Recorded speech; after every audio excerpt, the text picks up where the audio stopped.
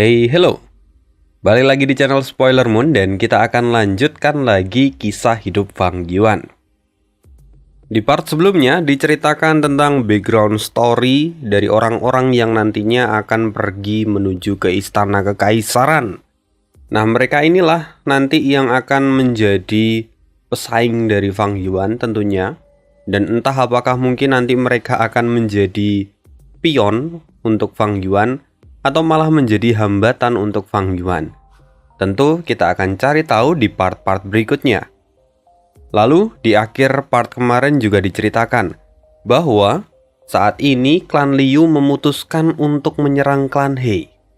Rupa-rupanya Liu Wenwu itu merasa kalau klan He dibiarkan itu akan menjadi ancaman untuk mereka. Karena itu Liu Wenwu memutuskan untuk segera mengakhiri klan He dan kemudian melakukan penyerangan ini. Di sisi lain, He Luolan pun tahu kalau saat ini klan Liu sedang bergerak ke arah mereka. Dan oleh karena itu, kita akan lihat apa yang terjadi berikutnya, pertarungan antara klan He dan klan Liu. Kita langsung aja masuk ke part 107. Saat ini, klan He sedang mendirikan garis pertahanan mereka untuk bersiap juga menyerang klan Liu nantinya. Di sisi yang lain, klan Liu pun melakukan hal yang serupa. Nah, saat ini jarak mereka itu kira-kira ada 8.000 li kurang lebih.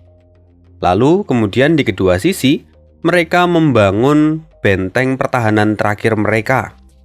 Setelah selesai, kemudian mereka berjalan lagi sejauh 1.000 li, lalu kemudian membangun lagi camp pertahanan berikutnya. Hal itu terus diulangi hingga mereka berhasil membangun garis pertahanan keempat.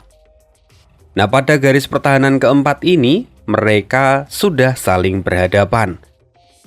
Namun, pertarungan kali ini tidak lagi membabi buta seperti pertarungan-pertarungan sebelumnya. Seolah-olah mereka saat ini ingin mempertahankan tradisi dari dataran utara.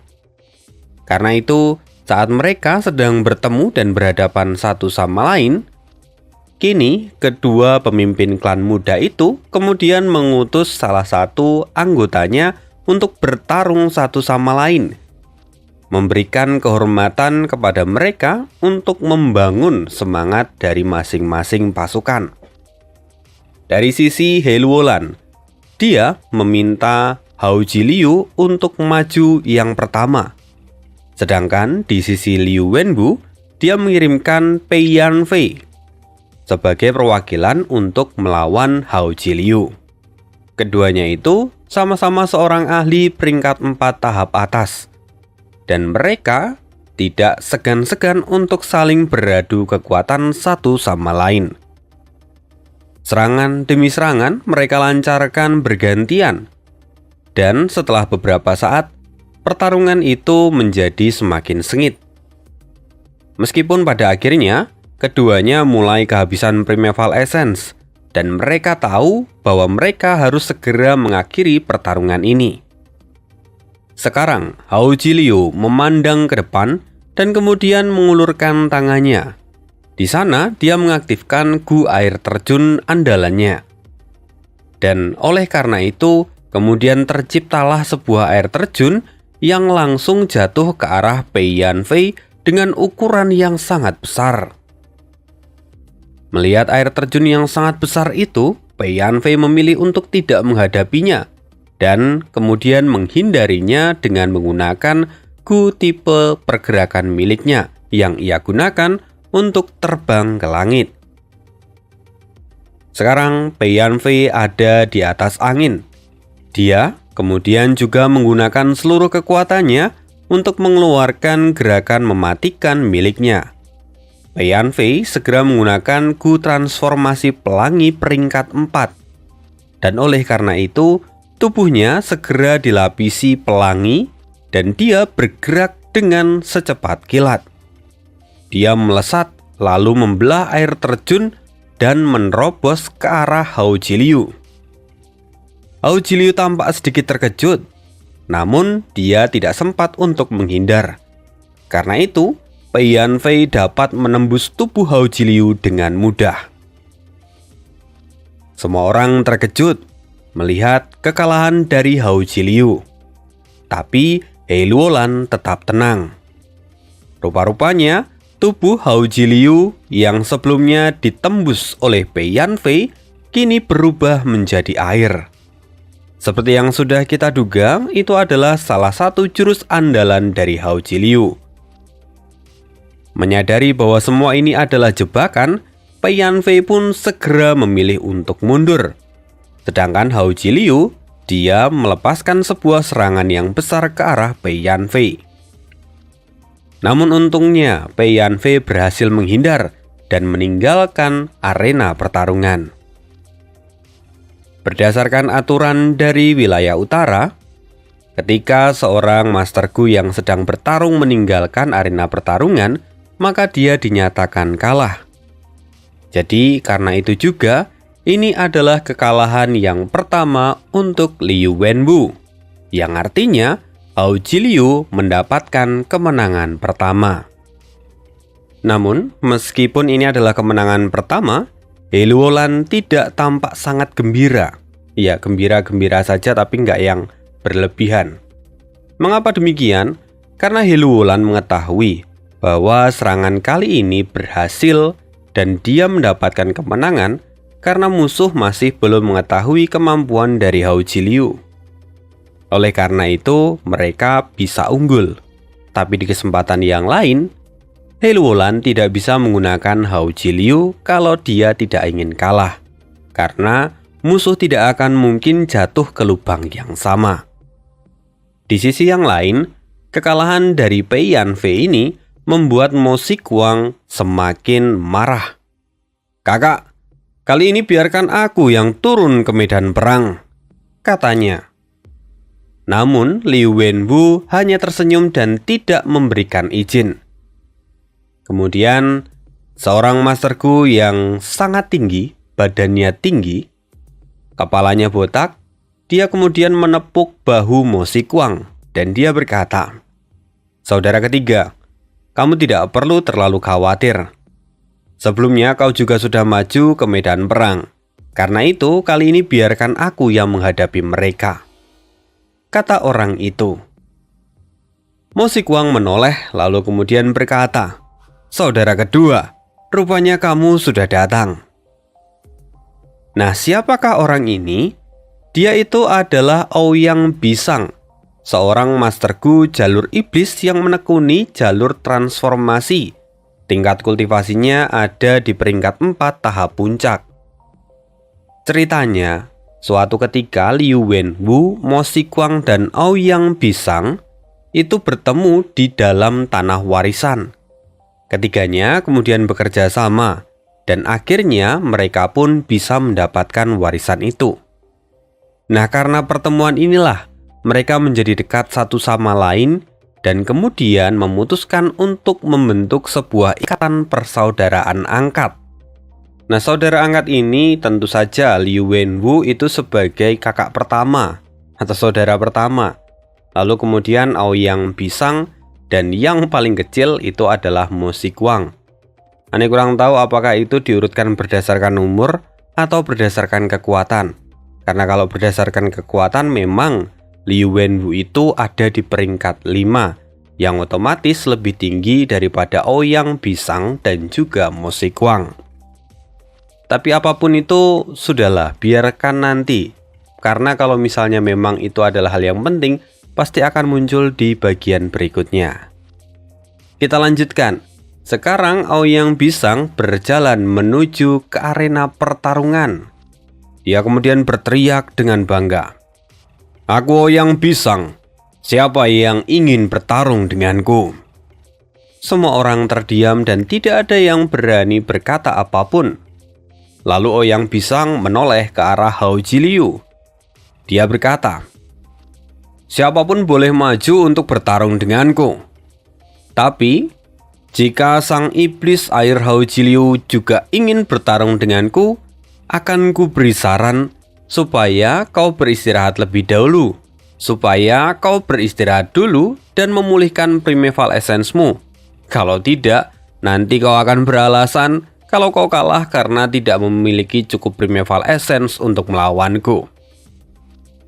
Mendengar itu, Hou Jiliu kemudian menjawab dengan santai. Haha, tidak perlu terburu-buru. Lagi pula, aku masih memiliki banyak kesempatan lainnya untuk melawanmu. Hou Jiliu sama sekali tidak terjebak akan provokasi dari Ouyang Pisang.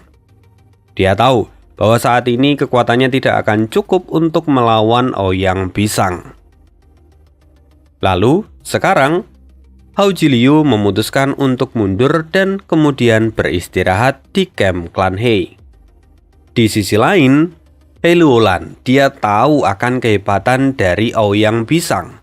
Meskipun dia itu adalah seorang ahli peringkat 4 tahap puncak, namun kekuatannya itu sudah setara dengan ahli di peringkat 5. Karena itu, He Luolan tidak bisa memilih orang sembarangan untuk melawannya. He Luolan berpikir siapa yang harus dia utus. Kali ini, di sisinya itu ada beberapa masterku peringkat 5. Tapi jelas itu tidak sesuai dengan aturan dari dataran utara. Ouyang Pisang itu adalah seorang ahli peringkat 4, maka dia juga hanya boleh melawan ahli peringkat 4. Kalau He Luolan melihat ahli-ahli peringkat 4, saat ini dia hanya memiliki sedikit di antaranya. Mereka itu tidak lain adalah 1. Raja Serigala Chang San Yin alias Fang Yuan. 2. Itu adalah iblis air Hou Jiliu. 3. Si ahli pedang bayangan Bian Sisuan. Lalu komandan rubah kecil Tang Miaoming. Dan yang terakhir adalah pedang tunggal Pan Ping. Sayangnya, Chang San Yin dan Tang Miaoming itu adalah seorang Master Gu dari jalur perbudakan. Oleh karena itu, mereka tidak akan mungkin bisa diturunkan dalam pertarungan ini. Lalu opsi berikutnya, Hou Jiliu jelas juga tidak mungkin bertarung, karena dia saat ini masih memulihkan Primeval Essence miliknya. Oleh karena itu, sekarang hanya tersisa 2 pilihan, yaitu Pan Ping atau Bian Sisuan. Meski begitu, He Luolan tahu bahwa kedua orang ini bukanlah tandingan dari Ouyang Pisang. He Luolan berpikir keras. Lalu, sampai pada akhirnya, dengan keputusan berat dia berkata, "Untuk tantangan kali ini, sepertinya aku harus menyusahkan sang ahli pedang Bian Sisuan. Mohon kesediaanmu untuk turun ke arena pertarungan." Mendengar itu, Bian Sisuan pun mengangguk. "Baiklah, jika memang itu mau dari pemimpin. Tapi, aku tidak bisa menjamin kemenangan, dan aku juga akan memastikan bahwa aku tidak akan kehilangan nyawa di sana." Setelah mengatakan itu, Bian Sisuan kemudian turun ke arena. Sedangkan di sisi lain, He Luolan hanya bisa tertawa kering, karena dia memang tidak punya kuasa untuk menekan Bian Sisuan supaya dia bertarung sampai mati. Meskipun sebelumnya Bian Sisuan juga sudah melakukan ritual Gu Sumpah Racun. Tapi memang kalau itu berkaitan dengan nyawanya sendiri, He Luolan tidak bisa memaksa Bian Sisuan. Kini, di arena Bian Sisuan sudah berdiri. Dia menatap ke depan ke arah Ouyang Pisang. Sekarang, pertarungan mereka akan segera dimulai. Tentu, pasukan dari kedua belah kubu kini sangat antusias melihat kedua orang ini. Dan akhirnya, pertarungan pun dimulai. Ouyang Pisang tanpa basa-basi langsung menggunakan Gu Zombie Azura peringkat 5. Gu ini kemudian membuat seluruh tubuh dari Ouyang Pisang berubah berwarna hijau dengan gigi yang tajam. Ini adalah transformasi dari Ouyang Pisang, yang mana auranya pun meningkat hingga 10 kali lipat. Sang pedang bayangan Bian Sisuan, dia tanpa ragu-ragu, namun dengan cepat dia menebas ke arah tubuh Ouyang Pisang. Ouyang Pisang segera menangkisnya menggunakan tangan. Lalu pedangnya pun akhirnya hanya memotong beberapa helai rambut milik Ouyang Pisang. Bian Siswan tidak menyerah. Dia kemudian segera mengaktifkan Gu Bayangan Tumpang Tindih, lalu menciptakan pedang yang saling bertumpukan satu sama lain. Sedangkan di sisi lain, Ouyang Pisang justru terlihat semakin bersemangat. Dia tidak tertekan sama sekali oleh Gu Bayangan milik Bian Siswan. Ouyang Pisang kini segera mengulurkan tangan kanannya dan segera berubah menjadi cakar yang menakutkan. Bian Siswan sendiri tampak sedikit ragu ketika melihat hal itu. Tapi tidak ada jalan untuk mundur sekarang. Dia langsung menyerang Ouyang Pisang. Benturan pun terjadi antara Ouyang Pisang dan juga Bian Siswan. Dan dengan ketajaman dari pedang bayangan milik Bian Siswan, tangan dari Ouyang Pisang pun tidak bisa menahan kekuatannya. Akhirnya, jari tangan Ouyang Pisang itu terpotong oleh karena pedang bayangan milik Bian Siswan. Namun, Ouyang Pisang tidak tampak panik sedikit pun. Dia malah memberikan serangan balik kepada Bian Siswan. Bian Siswan yang melihat itu dengan segera mundur dan menjaga jarak. Sementara itu, tangan Ouyang Pisang yang tadi terpotong oleh Bian Siswan kini tampak mengeluarkan darah yang berwarna hijau. Lalu, darah yang berwarna hijau itu perlahan mulai berubah dan membentuk jari yang baru. Dengan cepat, efek pemulihan milik Ouyang Pisang mampu meregenerasi bagian tubuh yang sudah hilang. Bahkan selama prosesnya, Ouyang Pisang juga tidak merasa kesakitan.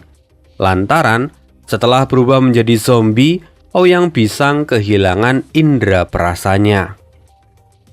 Melihat ini, tentu Bian Siswan tampak menggertakkan giginya. Dia tahu bahwa musuhnya terlalu kuat, bahkan sulit untuk dilawan. Namun untuk saat ini dia tidak bisa mundur begitu saja. Karena itu, Bian Siswan kembali menyerang dengan kekuatan penuhnya. Dia menyerang ke segala arah untuk melawan Ouyang Pisang. Sayang sekali, semua perlawanannya itu tidak berarti bagi Ouyang Pisang. Dengan kekuatan fisiknya yang terus beregenerasi, dia sudah seperti tidak terkalahkan. Lalu, dengan cepat Ouyang Pisang mengejar Bian Siswan dan ingin menghajarnya. Bian Siswan yang merasa terdesak, dia akhirnya memutuskan untuk mundur karena dia tahu kalau dia tetap di situ dia hanya akan mati. Lagi pula, dia juga tidak menemukan cara untuk mengalahkan Ouyang Pisang. Karena Bian Siswan mundur, akhirnya Helwolan pun kalah. Sekarang pikiran Helwolan menjadi semakin kompleks. Lantaran ketika dia melihat pertarungan ini, Bian Siswan dapat dikalahkan dengan mudah. Ouyang Pisang itu hanya menggunakan sebuah Gu saja. Hanya satu, dia tidak menggunakan yang lain. Artinya informasi tentang Ouyang Pisang itu sangatlah terbatas. Tidak ada yang tahu apakah masih ada kartu truf lain yang disembunyikan oleh Ouyang Pisang. Hal ini tentu membuat Helwolan menjadi semakin pesimis. Pada akhirnya, karena sekarang Bian Siswan sudah mundur, Helwolan kemudian memutuskan untuk mengutus Pan Ping turun ke arena pertarungan. Meskipun sebenarnya Helwolan tahu bahwa Pan Ping bukanlah lawan dari Ouyang Pisang. Namun dia masih harus menggali informasi lagi, mendapatkan apakah ada kartu lain yang masih disimpan oleh Ouyang Pisang. Karena itulah, Helwolan pun mengutus Pan Ping untuk bertarung saat ini. Akhirnya Pan Ping segera mengikuti perintah dari Helwolan. Dia berhadapan dengan Ouyang Pisang. Pan Ping dengan cepat menggunakan menyerbu pedang tunggal peringkat 4 miliknya dan menyerang Ouyang Pisang. Namun sayang, Ouyang Pisang terlalu kuat untuk Pan Ping, sama seperti dugaan awal. Bahkan Ouyang Pisang tidak mengeluarkan gu lain selain gu yang saat ini ia gunakan. Setelah beberapa pukulan, akhirnya Pan Ping memilih untuk mundur karena dia tahu dia tidak akan bisa menang melawan Ouyang Pisang. Melihat Pan Ping yang hendak pergi, Ouyang Pisang pun berseru, "Aku tidak akan membiarkanmu meninggalkan tempat ini hidup-hidup. Bersiaplah untuk mati." Segera Ouyang Pisang melepaskan sebuah serangan ke arah Pan Ping. Melihat hal itu, He Luolan sedikit panik dan segera mengirimkan 3 ahli peringkat 4 yang lain untuk menghentikan gerakan dari Ouyang Pisang. Ketiga ahli itu segera menahan serangan dari Ouyang Pisang. Ouyang Pisang menyeringai melihat ketiga Master Gu itu. Lalu kemudian dari belakang, Mo Sikuang datang. Dia berniat untuk membantu Ouyang Pisang. Mo Sikuang berteriak, "Saudara kedua, tenanglah, aku akan membantumu," teriaknya sambil berlari. Namun, Ouyang Pisang justru berkata dengan arogan, "Saudara ketiga, kau tidak perlu ikut campur. Ini adalah pertarunganku. Memangnya, jika mereka datang bersama dan menyerangku, aku akan gentar? Tidak, lihatlah transformasi Azura milikku." Dengan penuh amarah, Ouyang Pisang mengaktifkan transformasi Azura dan dalam sekejap, tubuhnya menjadi semakin besar. Tingginya kurang lebih 3,5 meter. Tidak hanya itu, transformasi Azura juga mengubah tubuhnya sehingga dia memiliki 6 buah lengan dengan otot besar di masing-masing lengan. Selain itu, dia juga memiliki taring yang tajam dan menyeramkan. Lalu setelah proses transformasi Azura itu selesai, Ouyang Pisang mengayunkan ke-6 tinjunya ke arah 3 ahli peringkat 4 dari klan He. "Kalian matilah!" teriak Ouyang Pisang sambil mengendalikan ke-6 lengannya itu. Tinju kuat mendarat kepada ketiga Master Gu itu. Ketiganya tidak bisa kabur dan akhirnya hancur dalam satu pukulan. 3 ahli peringkat 4 mati hanya dalam satu serangan. Melihat semua ini, tentu saja pasukan dari aliansi klan Liu bersorak gembira. Mereka seolah mendapatkan kekuatan ekstra setelah melihat semua itu. Sedangkan pasukan dari klan He sungguh kacau. Mereka jatuh dan terpuruk ke dalam jurang yang dalam. Setelah menyadari bahwa pertarungan 1 lawan 1 ini tidak bisa dilanjutkan, Liu Wenwu segera berkata, "Semuanya, serang!" Mendengar itu, seluruh pasukan dari aliansi klan Liu bergegas maju dan menerkam pasukan dari klan He. He Luolan kini hanya bisa menggertakkan giginya. Lalu dengan penuh amarah, dia juga memberikan perintah supaya pasukannya maju menyerang klan Liu. Dalam sekejap, pertarungan besar antara kedua klan itu terjadi. Berbagai macam serangan, teriakan, tangisan, bahkan darah kini memenuhi seluruh medan perang. Selama pertarungan itu, beberapa ahli hebat dari aliansi Liu seperti Ouyang Pisang, Mo Sikuang, Pei Yanfei, dan para Master Gu yang lain, mereka membantai orang-orang dari klan He. Tentu, klan He mengalami kerugian yang besar karena serangan dari orang-orang ini. Namun di sisi lain, di saat yang sama, klan He tidak diam saja. Lebih tepatnya, saat ini kelompok serigala milik Fang Yuan juga membantai para Master Gu dari klan Liu. Oleh karena itu juga, di saat yang bersamaan, klan He mengalami kerugian besar, klan Liu pun mengalami kerugian yang besar. Bahkan, kini orang-orang dari klan Liu tampak frustasi ketika melawan para serigala itu. Mereka tahu bahwa selama Fang Yuan tidak dikalahkan, melawan para serigala itu sama seperti membuang-buang tenaga. Mereka mulai mencari Fang Yuan ke seluruh medan perang. Tapi Fang Yuan tidak terlihat sedikit pun. Mereka juga tidak bisa mendeteksi keberadaan Fang Yuan. Memang, saat ini Fang Yuan itu menggunakan Gu Mantel Jiwa peringkat 4. Selain yang ia gunakan, dia masih memiliki 2 yang lain.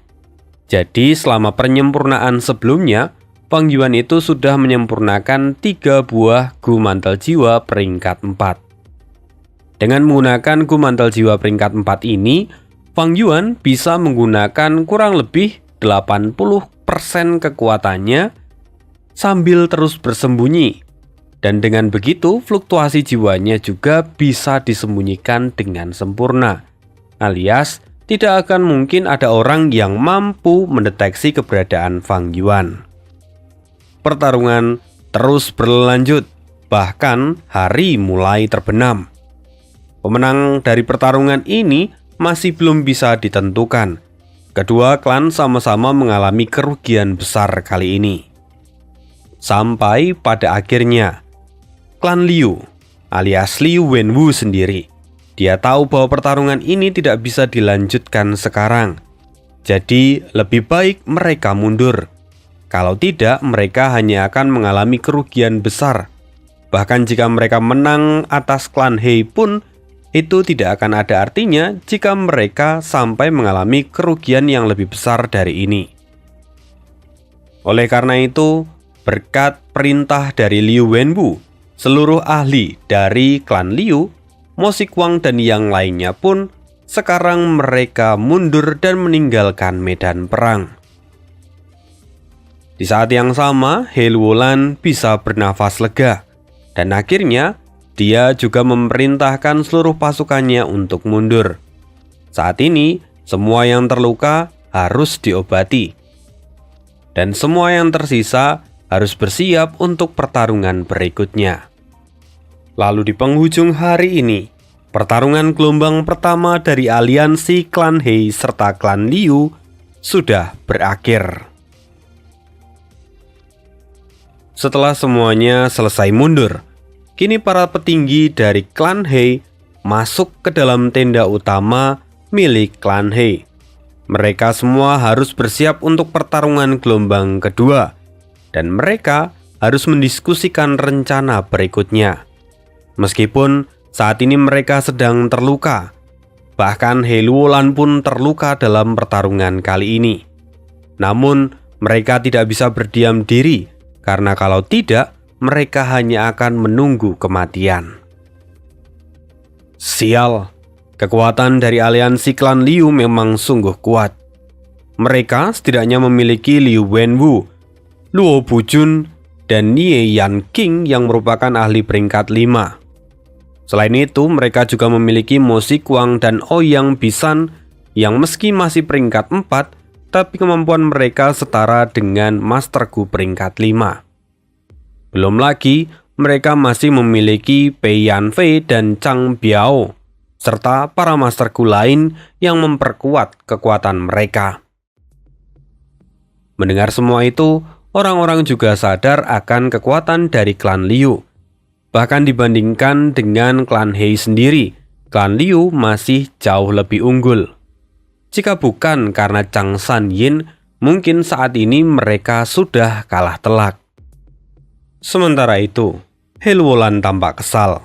Andai saja kita punya waktu lebih banyak, kita pasti bisa mengakuisisi klan yang lain dan memperkuat pondasi kita untuk menghadapi aliansi klan Liu. Sialan, mereka menyerang terlalu cepat, kata He Luolan dengan kesal. Mendengar itu, Tai Bayun Seng, dia kemudian berkata, "Pemimpin, jika memang kekuatan kita adalah masalah utamanya, aku mungkin memiliki sedikit solusi. Sebelumnya aku pernah menyelamatkan Gao Yang dan Su Zai. Saat itu, mereka mengatakan kalau mereka ingin balas budi. Jika sekarang aku menulis surat untuk mereka, aku yakin mereka akan datang dan membantu kita." Mendengar itu, semangat dari para petinggi yang tadi loyo kini bangkit lagi. Mereka tahu bahwa Gao Yang dan Su Zai itu adalah dua tokoh yang dijuluki sebagai iblis kembar dataran utara. Keduanya memang masih berada di peringkat 4 tahap puncak. Tapi dengan kerjasama yang baik, mereka bahkan pernah membunuh ahli peringkat 5. Karena itu, He Luolan kemudian berkata, "Jika memang kita bisa mendapatkan bantuan dari Gao Yang dan Su Zai, itu tentu adalah kabar yang gembira. Dan tentu saja itu bisa membantu kita menutupi kesenjangan kekuatan di antara kita. Tapi sebuah pertarungan itu menyangkut nyawa, dan kita tidak bisa terlalu berharap pada orang luar. Sulit bagi mereka untuk mengorbankan nyawa hanya untuk membalas budi. Tapi semua itu masih layak untuk dicoba. Tapi setidaknya kita juga masih harus memikirkan cara lain yang masih bisa kita usahakan sekarang." Sebelumnya, Raja Serigala Chang San Yin, dia berjasa sangat besar ketika menghabisi para Master Gu yang tingkat kultivasinya masih rendah. Karena hal itu juga, aliansi klan Liu mengalami kerugian yang besar. Bahkan semua kerugian itu berhasil mendesak Liu Wenwu sampai pada akhirnya membuat dia memilih untuk mundur. Oleh karena itu, pencapaian Raja Serigala kali ini sungguh luar biasa, kata Liu Wenwu sedikit memuji, meskipun sebenarnya dia enggan, tapi dia butuh itu untuk memotivasi yang lain. Sekarang semua mata tertuju pada Fang Yuan. Meskipun sulit untuk diakui, tapi apa yang dilakukan Fang Yuan kali ini memang jasanya sangat besar. Tapi di sisi lain, orang-orang juga kesal ketika melihat Fang Yuan yang bahkan tidak terluka sama sekali. Bagaimana mungkin seorang pejuang kemudian memilih untuk menyembunyikan diri dan melawan musuhnya tanpa menunjukkan dirinya? Dia bahkan tidak mendapatkan luka sedikit pun meskipun sudah memberikan jasa yang besar. Itu sungguh tidak adil bagi semua orang. Karena itu banyak orang yang kemudian mengutuk Fang Yuan. Di sisi lain, Fang Yuan sendiri selama rapat itu juga terus diam. Dia masih mencoba mengingat sebenarnya apa cerita di balik kemenangan He Luolan saat melawan Liu Wenwu di kehidupan sebelumnya. Ada rahasia apa yang dia tidak ketahui. Tapi sekeras apapun dia mencoba mengingatnya, dia tetap tidak bisa mengingat apapun tentang hal ini. Lalu sekarang, setelah menyadari tatapan dari semua orang, Fang Yuan kemudian berkata, "Klan Liu memiliki seorang Master Gu dari jalur perbudakan. Bei Chou Chuan sendiri memiliki kemampuan untuk membuat pasukan prajurit rumput. Dalam pertarungan hari ini aku berhasil unggul darinya. Karena itu aku bisa membantai banyak orang hari ini. Namun, ini tidak mungkin terus berlanjut. Jika kita memang ingin melawan mereka, setidaknya kita juga harus memperkuat kekuatan kita.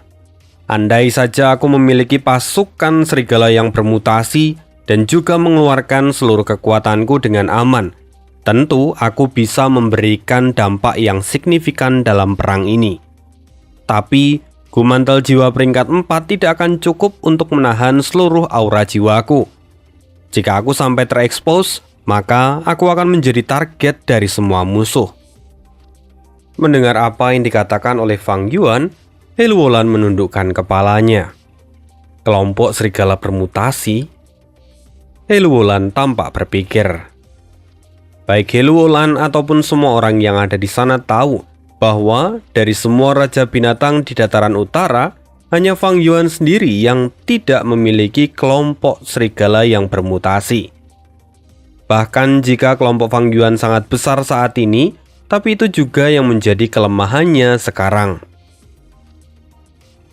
Ya, memang sejak awal Fang Yuan itu hanya membawa satu serigala bermutasi, dan itu pun banyak orang yang tidak mengetahuinya. Sedangkan Sebenarnya, di tanah terberkati Gu Immortal, Fang Yuan memiliki beberapa lagi serigala yang bermutasi. Namun dia sengaja tidak mau membawanya, karena dia tahu bahwa itu akan bermanfaat baginya nanti. Sementara itu, kini Heluolan tampak termenung. Dia tengah berpikir, jika Raja Serigala memiliki kelompok serigala bermutasi, maka hal itu akan memberikan banyak manfaat pada klan He. Karena binatang bermutasi itu memiliki cukup kekuatan untuk membunuh ahli peringkat 5. Namun sayangnya, untuk menciptakan kelompok serigala yang bermutasi, itu membutuhkan proses yang panjang serta menghabiskan banyak waktu dan sumber daya. Jika aku ingin membentuk kelompok serigala bermutasi untuk Raja Serigala dengan cepat, maka hanya ada satu cara yang tersisa, yaitu meminta bantuan pada para Master Gu Immortal dari klan He. Lalu setelah merenung sejenak, akhirnya Heluolan berkata, memiliki kelompok serigala bermutasi memang jalan keluar untuk menghadapi situasi ini. Maka aku akan mencoba untuk mencari jalan keluar untuk masalah ini.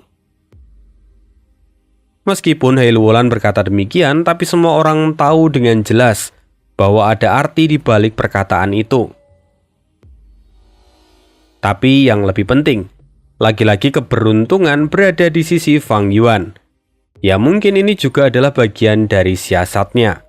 Karena pada akhirnya, Fang Yuanlah yang mendapatkan banyak keuntungan. Sun Shihan yang tampak tidak senang dengan semua itu, dia kemudian berkata, tapi pemimpin, seingat saya, pencapaian prestasi dari Raja Serigala itu ada di urutan paling bawah. Bagaimana bisa kita memberikannya kelompok serigala bermutasi dengan begitu saja? Mendengar itu, Fang Yuan kemudian menyaut, tentu aku tidak akan mengambilnya secara cuma-cuma. Peraturan klan tidak boleh dilanggar. Karena itu tentu aku akan menggunakan poin prestasi untuk menukarnya. Namun, memang kita semua tahu bahwa aku tidak memiliki poin prestasi. Karena itu, hanya ada satu pilihan. Beri aku pinjaman poin prestasi untuk membeli semua itu. Kata Fang Yuan tanpa tahu malu. Padahal secara logika, itu adalah tindakan yang konyol. Hutangnya paling besar, tapi dia memberikan diri dengan satu solusi, yaitu memberikan hutangan yang baru. Semua orang terkejut tapi tidak bisa bicara. Bahkan Heluolan pun sekarang hanya bisa terdiam. Lalu setelahnya Fang Yuan kemudian melanjutkan kata-katanya. Namun, kita harus tahu bahwa memiliki sekelompok binatang bermutasi itu tidak akan cukup untuk mengalahkan aliansi klan Liu. Karena itu seperti yang sebelumnya kukatakan, aku membutuhkan Gu Mantel Jiwa peringkat 5. Dengan menggunakan itu, maka aku bisa mengeluarkan kekuatan penuhku dan membantai semua lawan. Aku sekarang hanya memiliki 3 buah Gu Mantel Jiwa peringkat 4. Dan aku enggan untuk menggabungkannya karena aku takut gagal. Kalau sampai aku gagal di sini, maka semua rencana kita akan sia-sia. Apalagi kalau aku tidak mendapatkan Gu Mantel Jiwa peringkat 5. Mendengar itu, Heluolan sungguh sangat geram dan menggertakkan giginya. Tapi tidak ada yang bisa dia lakukan. Meskipun banyak orang yang juga kesal, kalau Heluolan memberinya lagi kemudahan, tapi tidak ada yang bisa dilakukan oleh Heluolan. Oleh karena itu, Heluolan hanya bisa mencoba mengupayakan apa yang menjadi permintaan dari Fang Yuan. Di sisi lain, saat ini Liu Wenwu dan kelompoknya juga sedang membuat rencana untuk mengalahkan aliansi dari klan He. Di dalam pasukan aliansi klan He, Raja Serigala adalah masalah utama. Hanya karena dia seorang diri, aliansi kita mengalami banyak kehilangan. Setidaknya ada 30.000 Master Gu mati diterkam oleh serigalanya. Jumlah itu sangat besar dan itu sungguh menyobek hatiku. Semua orang bergabung dalam aliansiku karena mereka percaya padaku. Tapi karena ketidakmampuanku, mereka semua menjadi korban. Dan sekarang, aliansi kita mengalami kerugian yang besar, kata Liu Wenwu yang kemudian menitihkan air mata.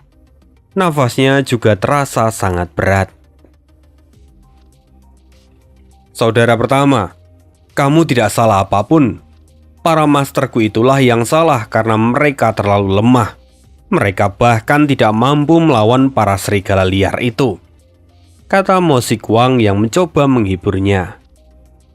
Lalu Ouyang Pisang pun berkata, Raja Serigala Chang Sanyin, dia mungkin memiliki reputasi yang besar, tapi menurutku dia bukanlah seorang pahlawan. Mana ada pahlawan sepanjang sejarah dalam pertarungan hanya memilih bersembunyi dan tidak berani menunjukkan dirinya sendiri. Dia hanyalah seorang pengecut, kata Ouyang Pisang dengan penuh kemarahan. Namun Liu Wenwu berkata, tapi meski begitu, Raja Serigala Chang Sanyin, dialah yang paling merepotkan. Apakah di antara kalian ada yang memiliki ide untuk menghadapi Raja Serigala Chang Sanyin? Setelah mendengar Liu Wenwu mengatakan itu, Mo Shikuang dan Ouyang Pisang pun berhenti bicara.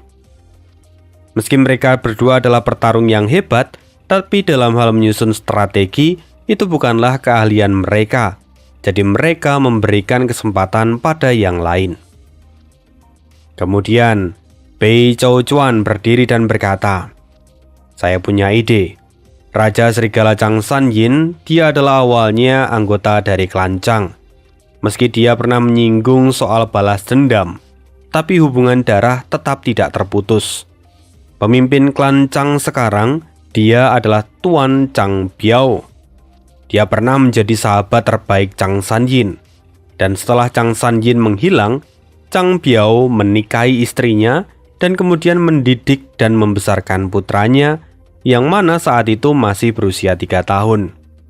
Putranya itu bernama Chang Jiyo dan sudah menjadi seorang tuan muda. Kita mungkin bisa memanfaatkan situasi itu untuk menghadapi Raja Serigala Chang Sanyin. Mendengar itu, Liu Wenwu pun tampak tersenyum. Itu ide yang bagus, katanya. Di sisi lain, di tempat yang cukup jauh dari posisi klan He serta klan Liu saat ini, di sana ada tanah terberkati Xiaohun. Daerah di tanah terberkati itu tertutup awan yang gelap dan ada hutan unik dengan pepohonan yang bentuknya itu mirip dengan seorang wanita. Ya, banyak pose yang berbeda-beda. Lalu di dalam hutan itu ada 2 orang masterku immortal. Yang satu adalah He Bai dan yang lain itu adalah seorang pria yang tampan dan auranya juga terasa sangat menenangkan. Dia itu adalah Hei Cheng, sekaligus ayah dari He Luolan. Hei Cheng ini juga salah satu tetua agung dari klan He. Hei Cheng kini tampak menyeruput teh di tangannya. Dia berkata, aku tahu jika belum lama ini kau baru saja mengunjungi tanah terberkati Niyu. Apakah di sana kau melihat Dongfang Changfan? Bagaimana kabarnya? He Bai segera menjawab, Senior, Dongfang tidak mencari Gu umur, sehingga usianya saat ini tidak akan lama lagi. Mungkin dia hanya bisa bertahan 2 atau 3 tahun lagi. Namun saat ini, di akhir usianya, dia ingin melatih penerusnya, yaitu Dongfang Yuliang. Mendengar itu, He Cheng berkata, dari ceritamu, dia terdengar seperti sudah mau mati. Tapi saudaraku, sepertinya kau sudah salah menilainya. Dongfang Changfan, dia adalah seorang yang picik. Dia bahkan bersekongkol dengan penjahat hanya untuk melawan dataran utara.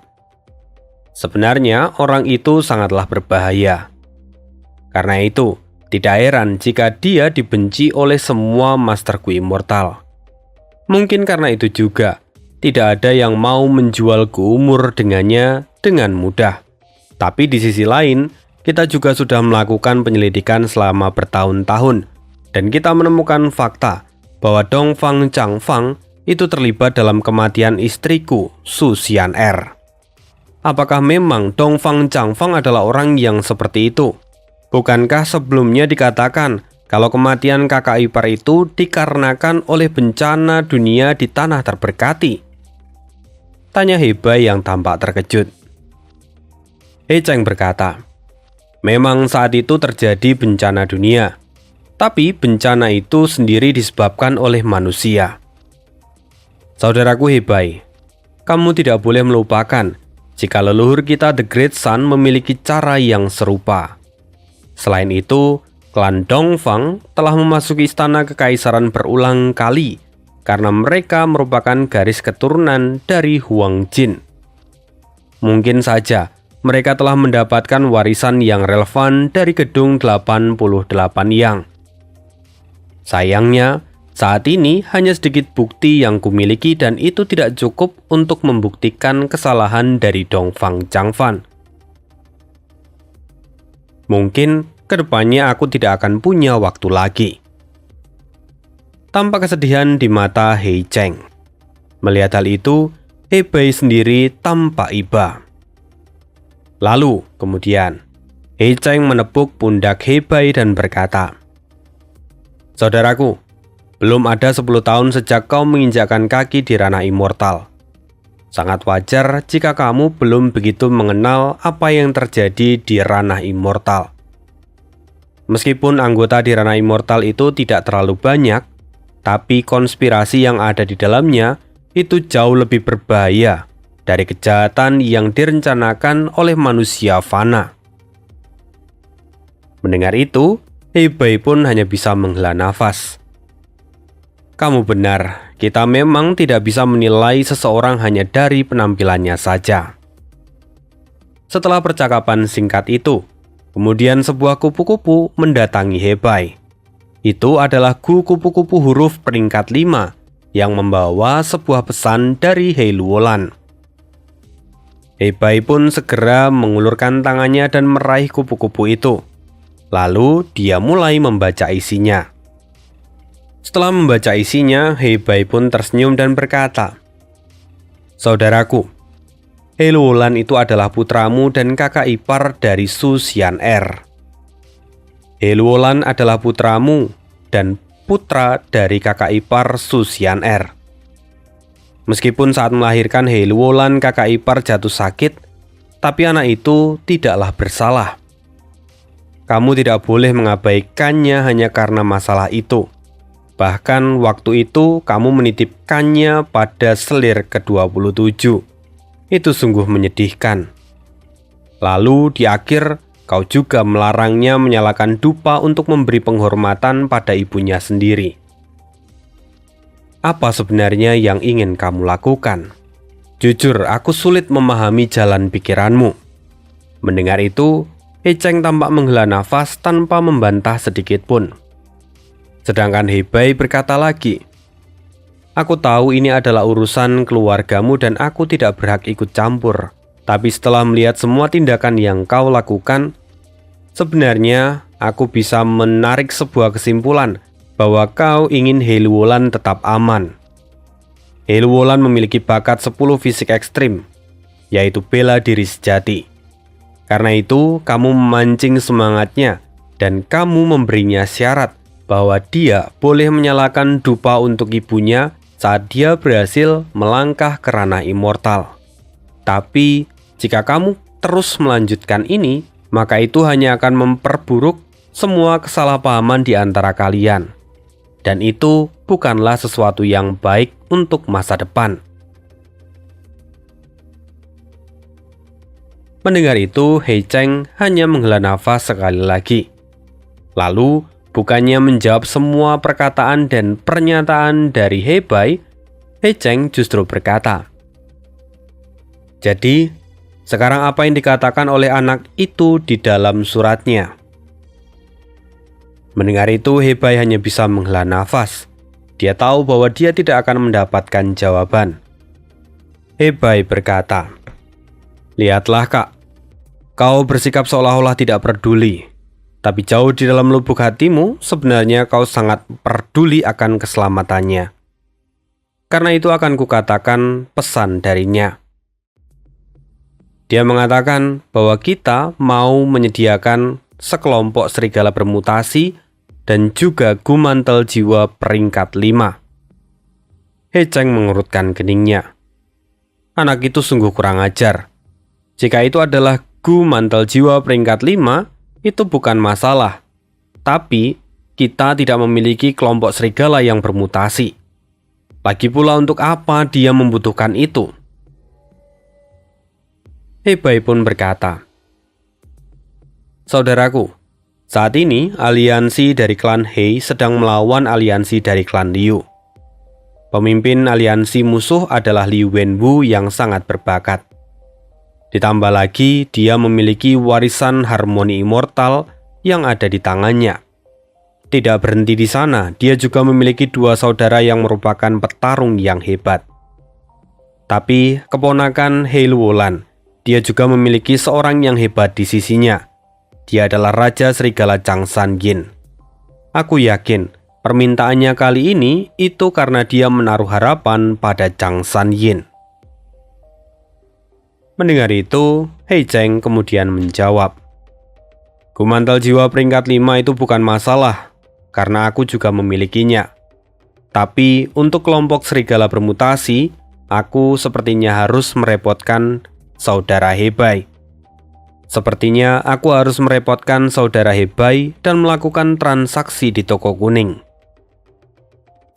Mendengar itu, He Bai pun tersenyum dan berkata, "Saudaraku, kamu tidak perlu bersikap terlalu sopan. Bagaimanapun, aku masih mengandalkan keponakanku untuk bisa masuk ke istana kekaisaran. Hanya dengan begitu saja aku bisa menemukan Gu Immortal ayam kayu yang ada di dalam gedung 88 Yang. Karena itu, aku pasti akan membantunya." Mendengar itu, He Cheng pun bisa bernafas lega. Lalu, kemudian dia berkata, "Untuk bisa masuk ke ranah immortal, fisik ekstrim bela diri sejati itu membutuhkan Gu jalur kekuatan. Sayangnya Gu immortal dari jalur kekuatan sangat sulit untuk ditemukan. Bahkan klan He juga tidak memiliki satupun Gu immortal dari jalur kekuatan. Bagaimanapun, kita kini hanya bisa mencoba yang terbaik. Kita sudah melakukan semua yang kita bisa, dan selanjutnya semua akan bergantung pada keberuntungan anak itu." Mendengar ini, He Bai pun mengangguk.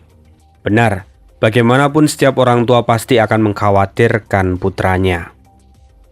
Setelah mengatakan itu, He Bai pun kemudian meninggalkan tempat itu dan pergi kembali ke tanah terberkati miliknya sendiri.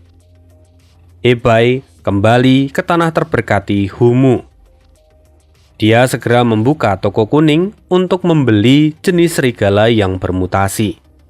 Setelah He Bai membuat pengumuman tentang kebutuhannya akan serigala bermutasi, dalam sekejap muncul penawaran dari seorang Gu Immortal yang menggunakan nama inisial Fox Immortal. Lalu dengan cepat transaksi di antara mereka pun diselesaikan.